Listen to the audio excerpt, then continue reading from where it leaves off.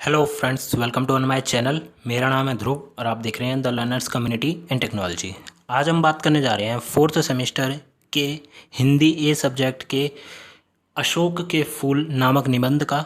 ठीक है, जिसके राइटर कह सकते हैं आप कि आचार्य हजारी प्रसाद द्विवेदी हैं। ठीक है, इसके ऊपर मैंने ऑलरेडी एक वीडियो बना दी है जिसमें मैंने आचार्य हजारी प्रसाद द्विवेदी के जीवन परिचय के बारे में काफ़ी डिटेल में बताया है। ठीक है, उसके ऊपर नोट्स भी रेडी हैं। तो अगर आपने वो वीडियो नहीं देखी है तो प्लीज़ जाके पहले उस वीडियो को देखें, उसके बाद इसे देखें, क्योंकि जीवन परिचय इस चैप्टर का फर्स्ट पार्ट है। उसके बाद आपको सेकंड पार्ट में इस जो अशोक के फूल नामक निबंध है उसका सार पढ़ने को मिलेगा। ठीक है, तो आज की वीडियो में हम देखेंगे अशोक के फूल निबंध का सार। तो चलिए आज की वीडियो को शुरू करते हैं। और अगर अब तक आपने मेरा चैनल सब्सक्राइब नहीं किया तो प्लीज़ चैनल को सब्सक्राइब करें और साथ में वीडियो पूरा देखें, बिकॉज काफ़ी इंपॉर्टेंट वीडियो है आपके असाइनमेंट्स से रिलेटेड। इससे कोई क्वेश्चन पूछा जा सकता है।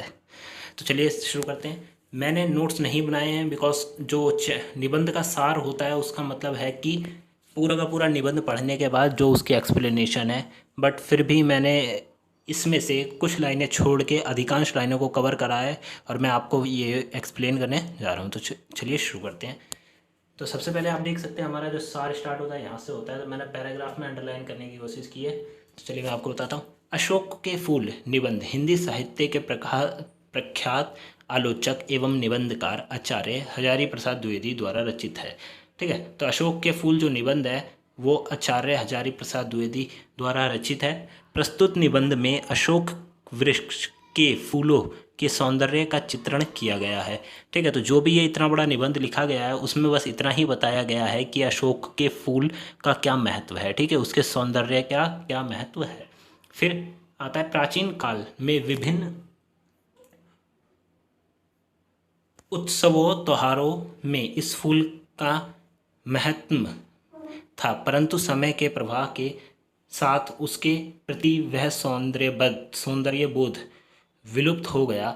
यह बात लेखक को उदास करती है। ठीक है, तो पुराने समय में आपको त्योहारों में, उत्सवों में या फिर किसी के जन्मदिन में, शादी विवाह में अशोक के फूल देखने को मिल जाएंगे। ठीक है, पुराने समय में। परंतु समय के साथ साथ अशोक के फूल का ये जो प्रयोग है ये समाप्त हो गया, उनका लोभ खत्म हो गया। ठीक है, लोग अशोक के फूलों का प्रयोग करने बंद कर दिया। उसके बाद अशोक वृक्ष पर लाल लाल फूलों के मनोहर गुच्छों को देखकर लेखक का मन मुग्ध हो जाता है। ठीक है, तो अशोक के आप कह सकते हैं कि अशोक का जो वृक्ष है उस पे जो फूल आते हैं वो एक तो गुच्छे में आते हैं। ठीक है, आपको उसमें लाल लाल फूल देखने को मिलेंगे गुच्छों के में, और दूसरे उसमें उसको देखकर जो लेखक है उसका मन मगुध हो जाता है, मतलब मन बहुत खुश हो जाता है। वहीं दूसरी ओर बताता है कि कामदेव, ठीक है, कामदेव के बाणों, कामदेव के पांच पांच बाण हैं जिसमें से एक अशोक का भी है। तो कौन से हैं वो पांच बाण देखते हैं। कमल, आम, नीलोपतल, नवमालिका एवं अशोक। प्राचीन काल में जिस अशोक को इतना सम्मान दिया जाता था आज उसके प्रति उस उदासीनता है। उसके अपेक्षा क्या है, उसके और उपेक्ष क्या क्यों है। इस कारण को जुटने के लिए वह भारत के अतीत पर दृष्टिपात करते हैं। ठीक है, तो लेखक ये जानना चाहता है कि आखिर क्यों, क्या कारण है कि अशोक का जो फूल है उसको प्रयोग को समाप्त कर दिया गया, उसकी यूज़ को समाप्त कर दिया गया। ठीक है, तो इसके पीछे अगर राइटर देखना चाहता है तो वो हमें अतीत में कुछ चीज़ें दिखाता है। तो देखते हैं। फिर आता है यहाँ वाला अतीत में। ठीक है, तो कालिदास से पहले भी भारतवासी अशोक के फूलों को जानते थे, भारतवासी भी थे, अशोक के फूल भी थे। ठीक है, तो कालिदास जो कि बहुत बड़े ज्ञाता हुए हैं, ठीक है, राइटर हुए हैं, तो उन्होंने, उनसे पहले भी लोग अशोक के फूलों को जानते थे और भारतवासी भी जानते थे, परंतु कालिदास के लिखने के बाद ही अशोक के फूल का महत्व अधिकांश बढ़ गया। उन्होंने बताया कि उन्हें विश्वास था। ठीक है, उन्होंने बताया कि साहित्य जीवन में कालिदास में युग में ही हुआ। कालिदास की रचनाओं से पहले हमें ज्ञात होता था कि उस समय के लोग के मन में विश्वास था कि सुंदरियों को पदघात के लिए अशोक का फूल है। ठीक है, तो कालिदास के रचना से पहले लोग ये जानते थे कि अशोक का फूल सुंदरियों को भाता है। ठीक है, तो सुंदरियों को अशोक का फूल से हम उन्हें एक प्रकार से पा सकते हैं, इस प्रकार की कोई उनकी सोच थी। परंतु मुसलमान के शासन के आरंभ से ही कवियों और नाटकारों ने उसका आवागमन करना आरंभ कर दिया और वह साहित्य के सिंहासन पर अब्दास हो गए। ठीक है, तो जब तक मुसलमानों का शासन नहीं था भारत में तब तक तो व्यवस्था ठीक थी, परंतु मुसलमानों के शासन के बाद कवियों ने और राइटर्स ने जो भी थे पुराने समय में, उन्होंने इन सब चीज़ों को ध्यान देने की बजाय जो राजा महाराजा हैं उस समय के, उनके ऊपर अधिक ध्यान देना शुरू कर दिया। फिर आता है कि ईसा की प्रथम शताब्दी आसपास भारतीय धर्म, साहित्य और शिल्प में अशोक को अतीव गौरव का महत्व प्राप्त था। ठीक है, तो प्रथम शताब्दी में भारतीय धर्म के और साहित्य में अशोक का जो फूल है या अशोक का पौधा है, वृक्ष है, उसको काफ़ी अच्छा महत्व प्राप्त था। गंधर्व, यहाँ से स्टार्ट होता है कि गंधर्व और यक्ष आदि आर्योत्तर जातियाँ। ठीक है, तो गंधर्व और यक्ष आर्योत्तर की जातियों से रिलेटेड है।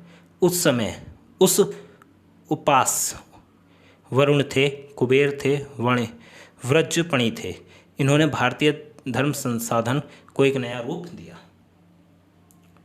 फिर आता है महाभारत। अब मैं आपको इसको मेन बता देता हूँ कि महाभारत के समय में भी ऐसी काफ़ी सारी स्टोरियाँ हैं इनके मुताबिक। ठीक है, जिसमें आपको देखने को मिल जाएगा कि स्त्रियों जिनको बच्चा नहीं होता था वह अशोक के फूल को अपने सिर पर लगाकर, ठीक है, उनका और यज्ञ करती थी एक प्रकार से, तो उनको संतानहीन से संतान होने का वरदान मिल जाता था। ठीक है, वहीं पे लेखक पुराणों का भी हवाला देते हुए हमें बताता है कि कई सारी जातियाँ थी जिनसे उनका सामना हुआ, आर्यों का सामना हुआ, जिसमें असुर आते थे, देव दानव आते थे, राक्षस, गंधर्व, यक्ष, वानर, भालू, ये सब आते थे। ठीक है, जिसमें से असुर, देव, दानव, राक्षस ने आर्यों की अधीनता स्वीकार नहीं की। ठीक है, असुर, राक्षस और दैत्यों ने आर्यों की एक प्रकार से कह सकते हैं कि उनके नीचे काम करने की या फिर उनका इनविटेशन अपनाया नहीं, तो जिससे कि आर्यों ने क्या करा, उनको हमेशा घृणा से देखा, मतलब वो हमेशा उन्हें अलग लोग मानते थे। वहीं पे गंधर्व, ठीक है, और उसी के विपरीत पहाड़ों पर बसने वाले गंधर्व, किन्नर, विद्याधर आदियों ने इनका एक प्रकार से अधीनता स्वीकार कर लिया और शांति से रहने लग गए। लेखक कहता है कि गंधर्वों को भोगवादी, ठीक है, लेखक बताता है कि गंधर्वों को भोग मतलब उनको अपना जीवन शांति से जीना या फिर अपना सिर्फ जीवन भोगने की आदत सी पड़ गई थी, के कारण बौद्ध शक्ति और धर्मों की विकृतियाँ आई। गंधर्वों ने उनका इन्विटेशन को स्वीकार कर लिया, तो जिस प्रकार से क्या हुआ कि गंधर्वों ने अपना जीवन को भोग विलास के उसमें डाल दिया। वहीं पे इसका एक कारण ये भी होने लगा कि बौद्ध, शैव और भक्त धर्म में विकृतियाँ आने लग गई, मतलब धर्म में बंटवारे होने चालू हो गए। वैराग, साधना, तपस्या, इंद्र दमन आदि के मार्ग छोड़िए मंदिर सेवन में ही साधन और चरमोत्कर्ष मानने लगे। योग और भोग के कारण ये इस अपूर्व मिलन का विभाचार क्या हुआ, माया का जन्म हुआ। ठीक है, गंधर्वों ने इनका इन्विटेशन मान लिया, ठीक है, कि हम आपके नीचे रह के काम करेंगे, तो इसके कारण जातियों में विवाद होने लग गए और जातियाँ भी अलग अलग होने लग गई। फिर आता संस्कृत के अनेक ग्रंथों में मदनोत्सव का वर्णन मिलता है और उससे स्पष्ट होता है कि उस समय भारत कितना समृद्ध और सुखी देश था। ठीक है, तो भारत में कई ऐसे ग्रंथ भी है जिनसे पता चलता है कि भारत पुराने समय में कितना सुख संपत्ति वाला देश था, शांति से रहने वाला देश था। यहाँ के लोग कितने कला प्रेमी और कितने प्रकृति प्रेमी थे। अशोक के वृक्ष की पूजा यक्षों और गंधर्वों की देन है। ठीक है, तो भारत के लोग काफ़ी ज़्यादा कला प्रेमी थे और पूजा प्रेमी थे, संस्कृति प्रेमी ये लोग थे, और जो भी वृक्ष की जो पूजा होती है अशोक के वृक्ष की, वो गंधर्वों की देन है। फिर आता है अशोक वृक्ष चाहे जितना मनोहर, रहस्यमय, अलकामय क्यों ना हो, वह उस समांत सभ्यता की परिष्कृत रुचि का एक प्रतीक है। ठीक है, तो भारत की जो प्रकृति है या फिर भारत की सभ्यता का एक प्रतीक अशोक का फूल भी है। फिर आता है लेखक अपने अनुसार काल के दुर्गम चक्र को देखते हुए बताता है कि किसी भी को बख्शता नहीं, काल का चक्र किसी को भी बख्शता नहीं है। देश, जाति, धर्म, संस्कृति, सभ्यता, कला सभी को दुर्गम धारा में बहाकर लुप्त हो जाता है। ठीक है, तो काल एक ऐसा चक्र है जो कभी समाप्त नहीं होता। ठीक है, वो अपने साथ हर चीज़ को समय आने पर ले जाता है। इसी प्रकार ये नया ले जाता है या नया रूप धारण कर लेता है, या तो उसे पूरा भाग के ले जाएगा, मतलब वो संस्कृति पूरी समाप्त हो जाएगी, या फिर उसका एक नया रूप उसे दे देगा। काल और परिवर्तन में भी अधिक शक्तिशाली मानव के जीने की इच्छा है। ठीक है, काल के दौरान अधिक शक्तिशाली क्या है? मानव के जीने की इच्छा। जीवन भक्त शक्ति ही है, इसी कारण वह कुछ चीज़ें ग्रहण कर लेता है और कुछ चीज़ें त्याग देता है। इतिहास इसका साक्षी है। ठीक है, तो मानव की जीने की इच्छा है कि वो कुछ चीज़ें को प्रयोग में ले आता है तो उसे अपना लेता है, अदरवाइज कुछ चीज़ों को त्याग देता है। फिर लास्ट वाले पैराग्राफ में बताता है कि उत्थान पतन सुख दुख चक्र निरंतर घूमता रहता है। ठीक है, सुख का चक्र दुख का चक्र निरंतर घूमता रहता है। उत्थान और मिटन, ठीक है, उत्थान और पतन दोनों के दोनों चलते रहते हैं बिना किसी रुके हुए। हमें समय के अनुरूप स्वयं को ढालना चाहिए। बयार चले उसी और अनुरूप अपनी पीठ करनी चाहिए। जैसी चले बयार पीठ तैसी कीजिए।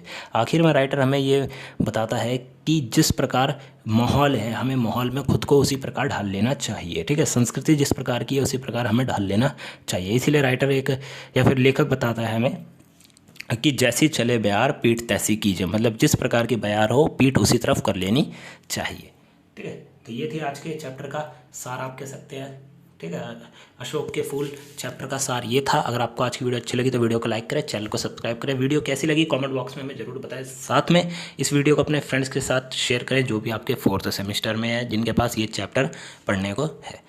मेरे टेलीग्राम के चैनल को जरूर ज्वाइन करें, वहाँ पर मैं वीडियो के नोटिफिकेशंस, चैप्टर के नोट्स अपलोड करता रहता हूँ, तो आपकी काफ़ी हेल्प हो जाएगी। तो मिलते हैं अगली वीडियो में। Thanks for visiting on my channel guys.